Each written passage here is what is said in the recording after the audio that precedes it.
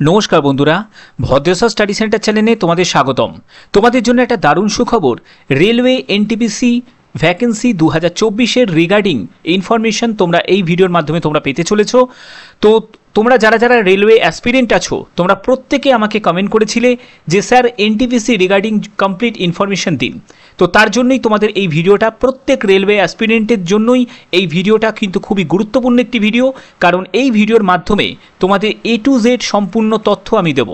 যে তথ্যের মধ্যে তোমাদের কবে নোটিফিকেশন প্রকাশিত করা হবে, তোমরা কবে থেকে আবেদন শুরু করবে, তোমাদের মেডিকেল স্ট্যান্ডার্ড কি প্রয়োজন, যোগ্যতা কি প্রয়োজন, এক্সাম প্যাটার্ন কি থাকবে, ঠিক আছে, অর্থাৎ A to Z সম্পূর্ণ তথ্য এই ভিডিওর মাধ্যমে তোমরা জানতে পারবে। ভদ্রেশ্বর স্টাডি সেন্টার সবসময় প্রয়াস রাখে তোমাদের জন্য কমপ্লিট ইনফরমেশন প্রোভাইড করার। তো মূল ভিডিওতে যাওয়ার আগে প্লিজ একটা রিকোয়েস্ট, চ্যানেলটাকে অতি অবশ্যই সাবস্ক্রাইব করে বেল আইকন অল করে রেখো এবং ভিডিওটাতে এখনই একটা লাইক করে দাও। ভিডিওটা কিন্তু খুবই গুরুত্বপূর্ণ একটি ভিডিও, স্টেপ বাই স্টেপ দেখো, তাহলে তোমরা কমপ্লিট ইনফরমেশন পাবে। তো চলো মূল ভিডিওতে চলে যাচ্ছি। তো বন্ধুরা, আমি স্লাইডটা ওপেন করে নিয়েছি। তোমরা এখানে দেখতে পাচ্ছ যে রেলওয়ে এনটিপিসি ভ্যাকেন্সি 2024, যেখানে তোমাদের যে যে পোস্টে নিয়োগ করা হচ্ছে সেই পোস্ট সম্পর্কে আরও ডিটেলসে আমি আলোচনা করব। তার আগে প্রাথমিক তোমাদের বলে দিই, assistant station master, goods guard, যেটির নাম এখন পরিবর্তিত হয়ে ট্রেনস ম্যানেজার হয়েছে, senior clerk, trains clerk, accountant সহ বিভিন্ন পদে তোমাদের নিয়োগ করা হচ্ছে। এখানে তোমাদের যোগ্যতা যেটি প্রয়োজন, উচ্চ মাধ্যমিক পাস যোগ্যতা প্রয়োজন। উচ্চ মাধ্যমিক পাশের কোন কোন পোস্টগুলো সেগুলোও বলবো। সেই পোস্টগুলো সম্পর্কে আগে প্রথমে একটি প্রাথমিক তোমাদের বলে রাখি, জুনিয়র ক্যাটাগরি যেসব পোস্টগুলো সেগুলো কিন্তু উচ্চ মাধ্যমিক পাস যোগ্যতায় তোমরা আবেদন করতে পারবে। আর গ্র্যাজুয়েশন, যে কোনো শাখায় তুমি যদি গ্র্যাজুয়েট হয়ে থাকো, সেই সব যোগ্যতার যে মানে গ্র্যাজুয়েশন যোগ্যতার পোস্টগুলো কোনগুলো, সেগুলো হচ্ছে তোমাদের ASM, goods guard, senior clerk, ঠিক আছে, অর্থাৎ JAA মানে জুনিয়র অ্যাকাউন্টস অ্যাসিস্ট্যান্ট, এই সব বিভিন্ন পোস্টে কিন্তু যারা গ্র্যাজুয়েশন যোগ্যতা আছে তারা কিন্তু আবেদন করতে পারবে, ঠিক আছে। তো এর পরবর্তী যেটি আছে সেগুলো একবার দেখে নিই। এখানে তোমাদের ভ্যাকেন্সি দেখো, এখানে ভ্যাকেন্সি কিন্তু 15,000 প্লাস এক্সপেক্টেড ভ্যাকেন্সি থাকবে। তোমাদের অনেকের প্রশ্ন থাকতে পারে যে স্যার 2019-এ তো 35,000 মতো ভ্যাকেন্সি ছিল, তো এখন এত কম কেন থাকবে? দেখো, এর সবথেকে মেন রিজন, ভ্যাকেন্সি তো প্রচুর আছে রেলে, তোমরা শূন্যপদ তোমরা দেখেছো, আমি অনেক আগেই কিন্তু একটা ভিডিও করেছিলাম যেখানে হচ্ছে 3.16 লাখ কিন্তু ভিডিও কিন্তু এই ভ্যাকেন্সি কিন্তু আছে, ঠিক আছে। 3,16,000 মতো শূন্যপদ কিন্তু খালি পড়ে আছে, কিন্তু রেল এতটা কম ভ্যাকেন্সি, প্রথম কথা দেখো, বিভিন্ন ইন্টারনাল অনেক ধরনের সমস্যা আছে যেগুলো ভ্যাকেন্সি এত তাড়াতাড়ি রিলিজ করতে চাইছে না, আবার ইলেকশনের জন্য পরবর্তী সময়ে সেই ভ্যাকেন্সিকে জমিয়ে রাখছে, যে যাকে সেটা পরের ব্যাপার। কিন্তু মেন হচ্ছে যে এখানে এরা যেটা রেলমন্ত্রী যে রিজনটা দিচ্ছে, সেই রেলমন্ত্রী যে রিজনটা দিচ্ছে সেখানে বলছে যে আমরা কম কম ভ্যাকেন্সি নেব, কিন্তু প্রতি বছর ভ্যাকেন্সি বেরোবে। তো সেক্ষেত্রে এই 15,000 কিন্তু এক্সপেক্টেড ভ্যাকেন্সি তোমরা এই 2024-এ দেখতে পাবে। আবার 2025-এ তোমাদের আবার নতুন বিজ্ঞপ্তি বেরোবে, তখন হয়তো তোমরা ভ্যাকেন্সি দেখতে পাবে, যদি অ্যানুয়াল ক্যালেন্ডার মেনে চলে। ওকে, আচ্ছা, তো পরবর্তী যেটি আছে সেই ব্যাপারে আমরা চলে যাচ্ছি। পরবর্তী যেটি হচ্ছে এজ লিমিট। দেখো, 18 থেকে 30 বছরের মধ্যে তোমার যদি বয়স হয় তোমরা আবেদন করতে পারবে, এবং 18 থেকে 33 বছরের মধ্যে যারা যারা গ্র্যাজুয়েশন যোগ্যতা তারা কিন্তু আবেদন করতে পারবে। এখানে একটা কন্ডিশন আছে, সেটি হচ্ছে 3 বছর তোমাদের এজ রিল্যাক্সেশন দেওয়া হয়েছে, ঠিক আছে। তাহলে সেক্ষেত্রে তোমাদের এজ 18 থেকে 33 হয়ে যাবে। যারা যারা উচ্চ মাধ্যমিক পাস পোস্টে যারা আবেদন করবে তাদের ক্ষেত্রে 18 থেকে 33, এটি আমি UR আর EWS ক্যান্ডিডেটদের ক্ষেত্রে বলছি। ওকে, আচ্ছা, আর যারা গ্র্যাজুয়েশন যোগ্যতা যে পোস্টে যারা আবেদন করবে তাদের ক্ষেত্রে 18 থেকে 3 বছর যুক্ত হয়ে গিয়ে 36 বছর হয়ে যাবে। 18 থেকে 36 বছর, এটা UR আর EWS ক্যান্ডিডেটদের ক্ষেত্রে বলছি, ঠিক আছে। তো এই ব্যাপারটা তোমাদের ক্লিয়ার। তো এবার হচ্ছে যারা যারা SC ST আছো তারা হচ্ছে আরও 5 বছর রিল্যাক্সেশন পাবে, আর OBCরা এর উপরও আরও 3 বছর রিল্যাক্সেশন পাবে, ঠিক আছে। অর্থাৎ যারা যারা ওভার এজের যারা ক্যান্ডিডেট আছো তাদের প্রত্যেকের জন্য এটা কিন্তু একটা ওয়ান টাইম কিন্তু অপরচুনিটি, এটাকে কিন্তু মিস করো না, যারা যারা রেলের স্বপ্ন দেখো যে রেলের একটা যে কোনো পোস্টে চাকরি করবে, তাদের কাছে কিন্তু এই বছরটা কিন্তু খুবই গুরুত্বপূর্ণ একটি বছর। আচ্ছা, পরবর্তী কি বলা হচ্ছে সেটি দেখি। পরবর্তী হচ্ছে তোমাদের বেতন কত টাকা থাকবে। বেতন হচ্ছে 19,900 টাকা থেকে 35,400 টাকার মধ্যে তোমাদের বেতন থাকবে সপ্তম পে কমিশন হারে। এখানে তোমাদের বেতন লেভেল তোমরা জানো যথেষ্ট পরিমাণে বেশি থাকে, যেখানে সেন্ট্রাল গভর্নমেন্টের তোমাদের সপ্তম পে কমিশন, এর পরবর্তী তোমাদের অষ্টম পে কমিশন কিন্তু চালু হতে চলেছে। তো এই অষ্টম পে কমিশন চালু হয়ে গেলে সেখানে কিন্তু বেতন লেভেল কিন্তু আরও বেড়ে যাবে, ঠিক আছে। তো পরবর্তী যেটি আছে সেটি হচ্ছে তোমাদের আবেদন মূল্য। আবেদন মূল্য এখানে 500 টাকা মতো আবেদন মূল্য দিতে হবে। যারা ইউআর এবং ওবিসি ক্যান্ডিডেট এবং ইডাব্লিউএস যারা ক্যান্ডিডেট আছো, অবশ্যই যারা মেল ক্যান্ডিডেট তাদের এই 500 টাকা আবেদন মূল্য দিতে হবে। কিন্তু পরীক্ষার 2 মাস পরে তোমরা কিন্তু আফটার এক্সাম, ঠিক আছে, পরীক্ষার 2 মাস পরে কিন্তু তোমরা এখানে 400 টাকা মতো কিন্তু রিফান্ড পেয়ে যাবে। ওকে, 400 টাকা তোমরা রিফান্ড পেয়ে যাবে। আর 250 টাকা আবেদন মূল্য যারা যারা এসসি এসটি পিডাব্লিউবিডি এবং ওমেন ক্যান্ডিডেট যারা আছো তারা 250 টাকা আবেদন মূল্য দেবে, তারা কিন্তু এই 250 টাকাটাই কিন্তু সম্পূর্ণ রিফান্ড পেয়ে যাবে। আবেদন করতে গেলে এই যে অফিসিয়াল ওয়েবসাইট দেখতে পাচ্ছ, এই অফিসিয়াল ওয়েবসাইটে তোমাদের জোন সিলেক্ট করতে হবে। যে জোনে তুমি আবেদন করতে চাও, তুমি যে আরআরবিতে আবেদন করতে চাও, অর্থাৎ কলকাতা আরআরবিতে বা যে কোনো আরআরবি তুমি চুজ করতে পারো, সেই আরআরবিতে নির্দিষ্ট একটি আরআরবিতে তোমাদের আবেদন করতে হবে। ওকে, আচ্ছা, পরবর্তী যেটি আছে সেটি হচ্ছে তোমাদের যে পোস্টের ব্যাপারে এখানে বলা হচ্ছে যে পোস্টগুলোর ক্ষেত্রে কি কি যোগ্যতা সেগুলোর ব্যাপারটা একটু জেনে নাও। দেখো এখানে এই যে পোস্টগুলো যেগুলো দেখতে পাচ্ছ এগুলো কিন্তু সবই উচ্চ মাধ্যমিক পাস যোগ্যতার পোস্ট, যেখানে তোমাদের জুনিয়র ক্লার্ক কাম টাইপিস্ট এখানে দেখো 50% নাম্বার কিন্তু তোমার পেতেই হবে।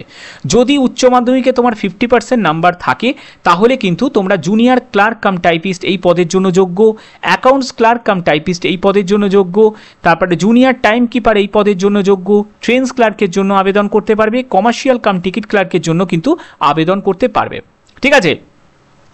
এখানে তোমরা ভালো করে লক্ষ্য করে দেখতে পাচ্ছ যে কিছু কিছু পোস্টের ক্ষেত্রে কিন্তু টাইপিং যোগ্যতা আছে, কিছু পোস্টের ক্ষেত্রে টাইপিং যোগ্যতা নেই।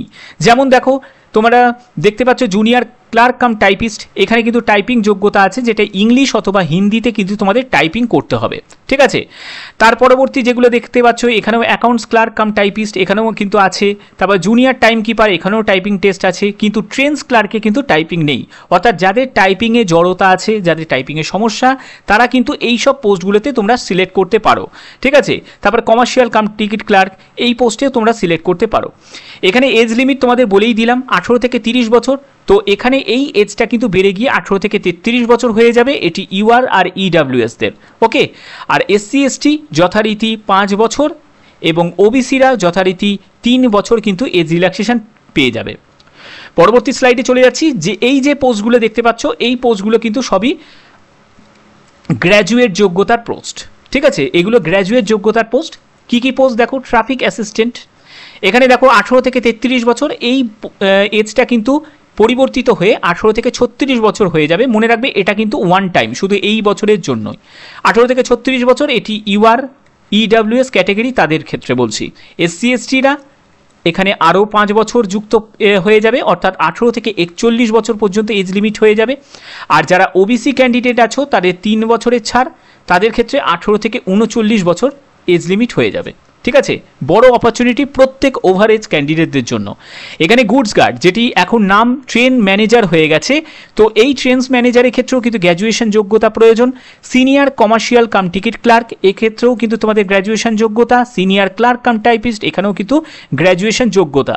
এবং দেখো এখানেও তোমরা দেখতে পাচ্ছ টাইপিং প্রফিসিয়েন্সি টেস্ট, অর্থাৎ টাইপিস্ট যে পোস্টগুলোতে এখানে কিন্তু তোমাদের টাইপিং যোগ্যতা থাকতে হবে, ঠিক আছে। তো এবার দেখে নাও যে তোমাদের মেডিকেল স্ট্যান্ডার্ড, আরও ভালোভাবে মেডিকেল স্ট্যান্ডার্ড আমি বুঝিয়ে দেবো। তো দেখো জুনিয়র ক্লার্ক কাম টাইপিস্ট এই পদের ক্ষেত্রে তোমাদের লেভেল 2 অনুযায়ী 19,900 টাকা মতো ইনিশিয়াল পে, তারপরে হচ্ছে C2 medical standard. Accounts clerk cum typist এগুলো কিন্তু সবই উচ্চ মাধ্যমিক পাস যোগ্যতার পোস্টগুলো বলছি। সেখানে লেভেল 2 অনুযায়ী 19,900 টাকা তোমাদের ইনিশিয়াল পে এবং C2 মেডিকেল স্ট্যান্ডার্ড। তারপরে জুনিয়র টাইম কিপার এটাও কিন্তু তোমাদের লেভেল 2 19,900 টাকা ইনিশিয়াল পে এবং C2 ক্যাটাগরি মেডিকেল স্ট্যান্ডার্ড। তারপরে হচ্ছে ট্রেন্স ক্লার্ক, এখানেও হচ্ছে লেভেল 2 19,900 টাকা ইনিশিয়াল পে আর A3 ক্যাটাগরি মেডিকেল স্ট্যান্ডার্ড, ঠিক আছে। তারপরে কমার্শিয়াল কাম টিকিট ক্লার্ক এটা আবার তোমাদের লেভেল 3 যে পোস্ট আছে এবং 21,700 টাকা তোমাদের ইনিশিয়াল পে আর B2 ক্যাটাগরি মেডিকেল স্ট্যান্ডার্ড। ঠিক আছে, তো পরবর্তী স্লাইডে চলে যাচ্ছি। পরবর্তী যেটি হচ্ছে তোমাদের ট্রাফিক অ্যাসিস্ট্যান্ট। দেখো এগুলো কিন্তু আবার গ্র্যাজুয়েট যোগ্যতার পোস্ট, গ্র্যাজুয়েট যোগ্যতার পোস্ট। এই পোস্টগুলোর ক্ষেত্রে তোমাদের লেভেল 4 অনুযায়ী 25,500 টাকা A2 category medical standard. Goods গার্ডের ক্ষেত্রে দেখতে পাচ্ছ এখানে তোমাদের লেভেল 5 অনুযায়ী তোমাদের 29,200 টাকা initial pay A2 category medical standard. তারপরে এখানে senior commercial cum ticket clerk, এই পোস্টের ক্ষেত্রেও কিন্তু B2 category medical standard, level 5 29,200 টাকা ইনিশিয়াল পে। ঠিক আছে, এর পরবর্তী যেগুলো দেখতে পাচ্ছ senior clerk cum typist, junior accounts assistant, তারপরে সিনিয়র টাইম কিপার, এই 4, 5, 6 পর্যন্ত এগুলো কিন্তু সবই লেভেল 5-এর মধ্যে পড়ছে, 29,200 টাকা ইনিশিয়াল পে এবং C2 ক্যাটাগরি মেডিকেল স্ট্যান্ডার্ড। তারপরে হচ্ছে কমার্শিয়াল অ্যাপ্রেন্টিস, এটিও কিন্তু খুবই ভালো একটি পোস্ট, যেটি হচ্ছে তোমাদের লেভেল 6-এর মধ্যে পড়ছে, 35,400 টাকা মতো ইনিশিয়াল পে আর B2 ক্যাটাগরি মেডিকেল স্ট্যান্ডার্ড। তারপরে হচ্ছে স্টেশন মাস্টার, এটাও হচ্ছে লেভেল 6-এর মধ্যে পড়ছে, 35,400 টাকা A2 ক্যাটাগরি মেডিকেল স্ট্যান্ডার্ড। অর্থাৎ এখানে স্পষ্ট তোমরা বুঝতে পারছো যে এখানে A2 category medical standard, A3 category medical standard, B2 category medical standard এবং C2 ক্যাটাগরি মেডিকেল স্ট্যান্ডার্ড। কিন্তু C2 ক্যাটাগরি মেডিকেল স্ট্যান্ডার্ডের পোস্টগুলো কিন্তু অনেক বেশি আছে। তো এবার দেখো তোমাদের মেডিকেল স্ট্যান্ডার্ডটা তোমাদের মেডিকেল স্ট্যান্ডার্ডটা ভালো করে আমি বুঝিয়ে দিচ্ছি। দেখো যাদের যাদের চোখের সমস্যা আছে তারা প্রত্যেকে কিন্তু টার্গেট করো যে পোস্টগুলোতে C2 ক্যাটাগরি মেডিকেল স্ট্যান্ডার্ড, সেই পোস্টগুলোতে টার্গেট করো। ঠিক আছে, আর যাদের চোখের সেরকম কোনো সমস্যা নেই, ঠিক আছে, তারা কিন্তু A2 ক্যাটাগরি বা A3 যে কোনো পোস্টগুলোকে সিলেক্ট কিন্তু করতে পারো। ঠিক আছে, এরপরে দেখো তোমাদের A2 ক্যাটাগরি মেডিকেল স্ট্যান্ডার্ডে কি থাকতে হবে, physically fit in all respects এটি বলা আছে, এবং 6-9 উইদাউট গ্লাস। মাথায় রাখবে A2 ক্যাটাগরি যে মেডিকেল স্ট্যান্ডার্ডে যে পোস্ট তোমরা সিলেক্ট করবে সেই পোস্টের ক্ষেত্রে কিন্তু তোমাকে চোখে চশমা থাকলে চলবে না। চোখে যদি চশমা থাকে তাহলে কিন্তু তোমরা আবেদন করতে পারবে না। ঠিক আছে, এখানে দেখো তোমাদের 0.6 হচ্ছে তোমাদের without glasses, must pass test, এটা হচ্ছে কালার ভিশন টেস্ট হবে, বাইনোকুলার ভিশন টেস্ট হবে, ফিল্ড ভিশন টেস্ট হবে এবং নাইট ভিশন টেস্ট হবে। এরপরে হচ্ছে A3 ক্যাটাগরি মেডিকেল স্ট্যান্ডার্ড, এখানেও তোমাদের কিন্তু 6-9 যে উইথ অর উইদাউট গ্লাস, অর্থাৎ এখানে কিন্তু তোমার চোখে চশমার থাকলেও আবেদন করতে পারবে, চোখে চশমা পরা না থাকলেও কিন্তু আবেদন করা যাবে। এখানে তোমাদের 2 ডায়োপ্টারের বেশি কিন্তু পাওয়ার অফ লেন্স হলে কিন্তু হবে না। ঠিক আছে, চশমার যে পাওয়ারটা সেটা কিন্তু 2 ডায়োপ্টারের বেশি কিন্তু হলে চলবে না। এখানেও কিন্তু colour vision test, binocular vision test, field vision test হবে এবং নাইট ভিশন টেস্ট হবে। ওকে, এর পরবর্তী হচ্ছে B2 ক্যাটাগরি মেডিকেল স্ট্যান্ডার্ড। দেখো এখানেও বলা হচ্ছে যে physically fit in all respects, visual standard যেটি ডিস্টেন্স ভিশন 6-9-6-12, অর্থাৎ একটি চোখে 6-9 একটি চোখে 6-12 উইথ অর উইদাউট গ্লাসেস, অর্থাৎ চোখে চশমা পরে অথবা না পরে তোমার যদি পাওয়ার অফ লেন্স যেন 4 ডায়োপ্টারের বেশি যেন না হয়। ঠিক আছে, 4 ডায়োপ্টারের বেশি যদি পাওয়ার অফ লেন্স হয়ে যায় তাহলেও কিন্তু এখানে তোমরা আবেদন করতে পারবে না। ঠিক আছে, এই জায়গাগুলো কিন্তু তোমাকে মাথায় রাখতে হবে যখন আবেদন করবে। একটা কথা মনে রাখবে, রেলের ক্ষেত্রে কিন্তু চোখের ব্যাপারে কিন্তু খুব রেল কিন্তু কড়াকড়ি ব্যাপার আছে। তার জন্য এত দূর পর্যন্ত পৌঁছে, অর্থাৎ মেডিকেলের মতো একটা চূড়ান্ত শিখরে গিয়ে পৌঁছে তারপরে যদি কোনো কারণে যদি রিজেক্ট হয়ে যাও, সেটা কিন্তু তোমাদের সবথেকে কষ্টকর কিন্তু ব্যাপার হবে। আর যারা ওভার এজেড ক্যান্ডিডেট, যাদের এই বছরটাই লাস্ট বছর, তাদের ক্ষেত্রে তো কষ্টের কোনো সীমাই থাকবে না। তার জন্য আমি বলবো যাদের চোখের সমস্যা তারা কোনো রিস্ক নিও না। প্রেফারেন্স হিসাবে অবশ্যই তারা C2 ক্যাটাগরি মেডিকেল স্ট্যান্ডার্ডের পোস্টগুলোকে সাজানোর চেষ্টা করবে ওপরের তালিকায়। ঠিক আছে, এটা তোমাদেরই কিন্তু সুযোগ হবে। তো দেখো এখানে বলা হচ্ছে যে যাদের 6-12 একটি চোখের দৃষ্টিশক্তি, আবার একটি চোখের যদি তা দেখতেও নাও পায়, ঠিক আছে, অর্থাৎ একটি চোখে যদি 6-12 দৃষ্টিশক্তি হয় এবং আরেকটি চোখে যদি দেখতে যদি নাও পায় তাহলেও তারা কিন্তু আবেদন করতে পারবে এই C2 ক্যাটাগরি মেডিকেল স্ট্যান্ডার্ড। আর তোমরা জানো NTPC-তে, ঠিক আছে, NTPC-তে কিন্তু সবথেকে বেশি পোস্ট আছে সেটি C2 ক্যাটাগরি মেডিকেল স্ট্যান্ডার্ড। তো এটা কিন্তু প্রত্যেকের অপরচুনিটি। তো উইথ অর উইদাউট গ্লাসেস এবং নিয়ার ভিশন তোমাদের টেস্ট হবে সেটি 0.6। ঠিক আছে, এখানে কিন্তু কোনো ডায়োপ্টারের কথা নেই, অর্থাৎ তোমাদের চশমার পাওয়ার যতই মোটা হোক না কেন এখানে কিন্তু তোমরা কোনো রকমভাবে মেডিকেলে কিন্তু আনফিট হবে না যদি মানে চোখ সংক্রান্ত। তো এখানে তোমাদের বলা আছে যেটি হচ্ছে ক্লোজ ওয়ার্ক, অর্থাৎ এখানে পড়তে পারলেই কিন্তু তোমার চশমা পরে বা চশমা না পরে যাই হোক না কেন তোমরা যে লেখাটা পড়তে পারলেই হলো, ঠিক আছে। এখানে কিন্তু তোমাদের যাদের যাদের কালার ভিশনের সমস্যা প্রত্যেকে কিন্তু এখানে আবেদন করতে পারো। এই পোস্টটি মানে C2 ক্যাটাগরি যে পোস্টের জন্য প্রত্যেকে কিন্তু আবেদন করতে পারবে, ঠিক আছে। আরেকটি তোমাদের অনেকের প্রশ্ন, আমাকে অনেকে কিন্তু মেল করেছিলে যে স্যার আমার ল্যাসিক সার্জারি করা আছে, আমি কি আবেদন করতে পারি? তো দেখো, ল্যাসিক সার্জারি পোস্ট যেগুলো সেগুলোতে তোমরা যে পোস্টে আবেদন করতে পারবে না তারা হচ্ছে A1 ক্যাটাগরিতে, কোনো রকমভাবে চশমাই অ্যালাউ নেই, তো ল্যাসিক তো দূরের কথা। A2 ক্যাটাগরি মেডিকেল স্ট্যান্ডার্ডের পোস্ট, B1 ক্যাটাগরি মেডিকেল স্ট্যান্ডার্ডের পোস্ট, এই পোস্টগুলোতে কিন্তু একদম কিন্তু ল্যাসিক সার্জারি কিন্তু অ্যালাউ নেই, মাথায় রাখবে, ঠিক আছে। অর্থাৎ কোন কোন পোস্টে তোমাদের ল্যাসিক সার্জারি অ্যালাউ আছে সেটি হচ্ছে তোমাদের B2 ক্যাটাগরি মেডিকেল স্ট্যান্ডার্ডে অ্যালাউ আছে, C1 আছে, আর হচ্ছে C2 ক্যাটাগরি মেডিকেল স্ট্যান্ডার্ডের যে পোস্ট আছে সেই পোস্টগুলোতে তোমাদের ল্যাসিক বা সার্জারি অ্যালাউ আছে। কিন্তু মাথায় রাখবে, যদি কোনো রকমভাবে কোনো সার্জারি করার পরে যদি কোনো রিফ্লেকটিভ এরর যদি দেখা যায় তাহলে কিন্তু তোমাদের এখানে কিন্তু কনসিডার করা হবে না। অর্থাৎ যদি তোমার সার্জারি করে যদি তোমার কোনো সমস্যা না থাকে, তোমার চোখ পরীক্ষা করা হবে, যদি সমস্যা না থাকে অবশ্যই তোমরা কিন্তু এই সব পোস্টগুলোর জন্য তোমাদের মেডিকেলে কোনো রকমভাবে আটকাবে না, ঠিক আছে। তো আশা করি তোমাদের একদম সুন্দরভাবে আমি এটা বুঝিয়ে দিয়েছি। আচ্ছা, মেডিকেল স্ট্যান্ডার্ড রিলেটেড শুধু তো চোখ নিয়ে মেডিকেল স্ট্যান্ডার্ড থাকবে না, তো এখানে তোমাদের রিলেতে তোমাদের বিভিন্ন কিন্তু টেস্ট হবে, অর্থাৎ যেখানে তোমাদের প্রেশার লেভেল টেস্ট হবে, তারপরে হচ্ছে ECG হবে। এই সব ব্যাপারে তোমরা যদি একদম পুরো কমপ্লিট ভিডিও চাও, আমি একদম ছবি দিয়ে দিয়ে সুন্দর করে বুঝিয়ে দেবো কী কী টেস্ট হবে, এবং সেইটার ব্যাপারে একদম কমপ্লিট একটি ভিডিও যেটি মেডিকেলের ব্যাপারে একদম কমপ্লিট একটি ভিডিও তোমরা যদি চাও তাহলে অবশ্যই কিন্তু প্রত্যেকে কমেন্ট করবে, তাহলেই কিন্তু মেডিকেল রিলেটেড আমি একটা কমপ্লিট ভিডিও আনবো, যেখানে চোখ থেকে শুরু করে যাবতীয় যা যা মেডিকেলে হয় সব কিছু তোমাদের একদম ডিটেলসে আমি বুঝিয়ে দেবো, একদম ডিটেলসে। মানে এই ভিডিও দেখার পরে তোমার আর অন্য কোনো ভিডিও তোমার দেখার প্রয়োজন হবে না, অন্তত মেডিকেল রিলেটেড, ঠিক আছে। তো চলো পরবর্তী আমরা স্লাইডে চলে যাচ্ছি। সিলেকশন প্রসেসের ক্ষেত্রে প্রথমে তোমাদের যে সিলেকশন প্রসেসে যেটি থাকবে সেটি হচ্ছে জুনিয়র ক্লার্ক কাম টাইপিস্ট, অর্থাৎ যেগুলো 12 স্ট্যান্ডার্ডের যে পোস্ট আছে সেক্ষেত্রে, এবং তোমাদের গ্র্যাজুয়েশন যোগ্যতার যেসব পোস্ট আছে তোমরা এখানে দেখতে পাচ্ছ লেভেল 5, লেভেল 6, লেভেল 4, এগুলো কিন্তু সব গ্র্যাজুয়েশন যোগ্যতার পোস্ট। তো এই পোস্টের ক্ষেত্রে এবং উচ্চ মাধ্যমিক পাশের যে পোস্টগুলো আছে সেই পোস্টের ক্ষেত্রে কিন্তু একটা কমন তোমাদের টেস্ট হবে, যেটি হচ্ছে সিবিটি হবে। এই CBT 1টা কিন্তু তোমাদের কোয়ালিফাইং নেচার, এখানে তোমরা কোয়ালিফাই করলে তারপরে কিন্তু তোমরা CBT 2তে চলে যাবে। এখানে CBT 2তে কিন্তু ব্যাপারটা একটু আলাদা হয়ে যাবে, যেসব পোস্টের ক্ষেত্রে টাইপিং আছে সেখানে কিন্তু টাইপিং ইনক্লুড হয়ে যাবে, অর্থাৎ টাইপিং কি টেস্ট তোমাদের থাকবে, যেমন হচ্ছে junior clerk cum typist, accounts clerk cum typist, junior time keeper, এদের ক্ষেত্রে দেখো টাইপিং টেস্ট হচ্ছে, অর্থাৎ তারা কিন্তু CBT 2 দেবে। CBT 2টা দেওয়ার পরে তারপরে কিন্তু কোয়ালিফাইড হলে তারপরে কিন্তু তারা টাইপিংয়ের জন্য চলে যাবে।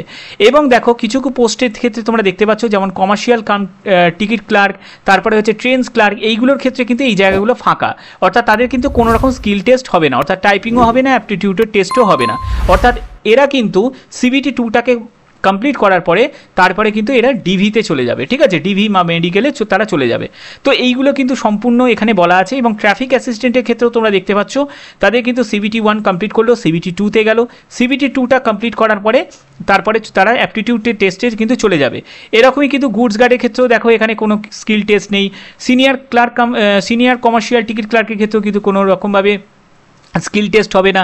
তো এই সব পোস্টগুলো কিন্তু তোমরা টার্গেট করতে পারো যাদের কোনো রকম স্কিল টেস্ট নিয়ে যাদের কোনো সমস্যা আছে, হ্যাঁ, যে টাইপিং টেস্ট তোমরা পারবে না বা তোমাদের অ্যাপটিটিউড টেস্ট সম্পর্কে তোমাদের একটু সমস্যা আছে, তো তারা চেষ্টা করতে পারবে যেগুলো তোমাদের CBT 1, CBT 2টাকে কমপ্লিট করে যেসব পোস্টগুলোতে আছে যেগুলোতে ডাইরেক্ট ডিভিতে চলে যাওয়া যায় সেই সব পোস্টও তোমরা সিলেক্ট করতে পারো, ঠিক আছে।